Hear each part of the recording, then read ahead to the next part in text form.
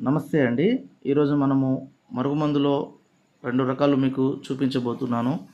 ఇదిగోండి చూడండి స్క్రీన్ మీద కనిపించేది. మరుగుమందులో 2 రకాలండి. ఒకటి పౌడర్ అండి. అనేది తినే దాంట్లో పెట్టేది. చికెన్‌లో గానీ, మటన్‌లో గానీ, కూల్ డ్రింక్స్‌లో గానీ, కాఫీలో గానీ, ఆమ్లెట్‌లో గానీ, స్వీట్‌లలో గానీ దేంట్లో అయినా కలిపి పెట్టొచ్చు. చూడండి ఈ పౌడర్ ఇలా ఉంటది. ఇది తినే దాంట్లో పెట్టేది. ఇంకొకటి లిక్విడ్ అండి. ఇదిగో చూడండి ఈ ఆయిలు బట్టలకు కానీ, చెప్పులకు కానీ, తలకు కానీ, శరీర భాగాన ఎక్కడైనా పూయవచ్చు. చూడండి నేను అలా అంటించినట్టు వాళ్ళ బట్టలకు కానీ, చెప్పులకు కానీ, శరీర భాగాన, తలకు ఎక్కడైనా పూస్తే వాళ్ళు కేవలం 3-5 రోజుల లోపల మన మాట వినడం జరుగుతుంది.